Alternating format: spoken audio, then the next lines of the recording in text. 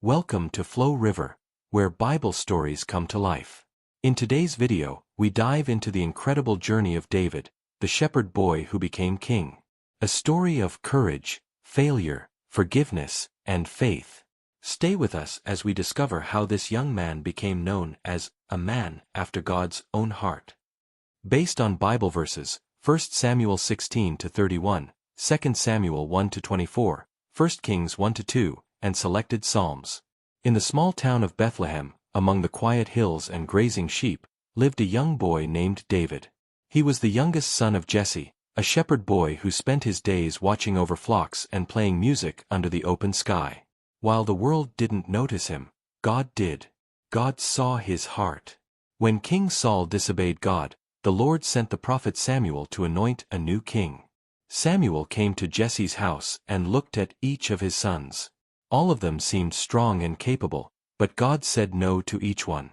Then Jesse said, "There is still the youngest, he's tending the sheep." When David was brought in, God said to Samuel, "Arise and anoint him. This is the one." From that day, the Spirit of the Lord came upon David in power. Later, David was called to King Saul's palace to play the harp.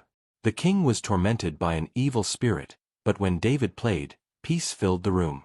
Though he was still a boy, God was already preparing him for something great. One day, the armies of Israel faced the Philistines in battle. A giant named Goliath mocked the army of God for 40 days.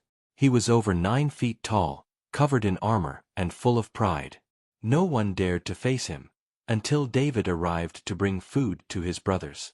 He heard the giant's words and was filled with holy anger. David said, "Who is this uncircumcised Philistine that he should defy the armies of the living God?"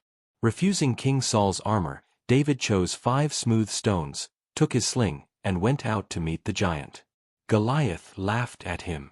But David answered, "You come to me with sword and spear, but I come to you in the name of the Lord of hosts." He slung the stone, and it struck Goliath in the forehead. The giant fell, and David became a hero. The people sang, "Saul has slain his thousands, and David his tens of thousands."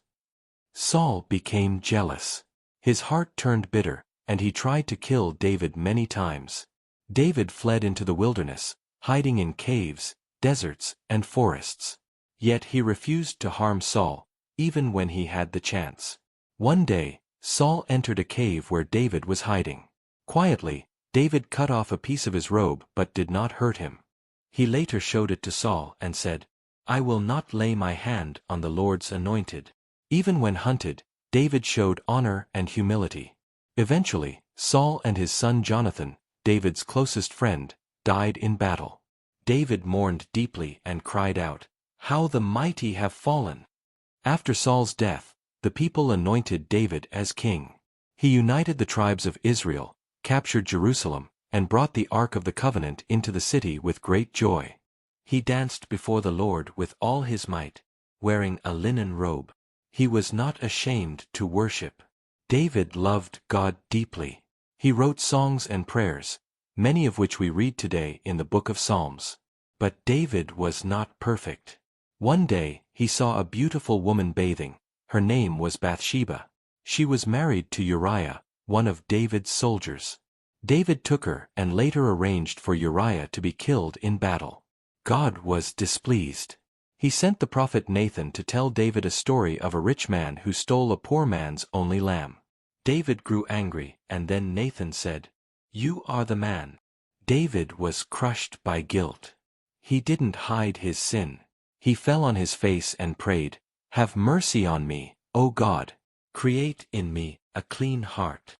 Though God forgave David, the child born from his sin became ill and died. But God, in his great mercy, gave David and Bathsheba another son. His name was Solomon. And the Lord loved him. David continued to reign for many years. He fought battles, made mistakes, and always returned to God. In his final days, he gathered treasures and materials for building a temple, not for himself, but for his son Solomon. Before he died, he told Solomon, "Be strong. Show yourself a man. Walk in God's ways and keep his commands." David died at a good old age, having served God and his people. Though his life was full of victories and failures, one truth remained: David was a man after God's own heart. He trusted, he repented, he worshipped. And his words still echo through time. "The Lord is my shepherd, I shall not want. Surely goodness and mercy shall follow me all the days of my life, and I shall dwell in the house of the Lord forever." This is the story of David, the shepherd, the warrior, the king, the psalmist, the man who loved God. If you enjoyed this journey through the Bible, don't forget to like, share, and subscribe to Flow River for more powerful stories of faith, courage, and God's amazing grace. New videos are coming soon, and we'd love to have you with us. Thank you for watching. May God bless you.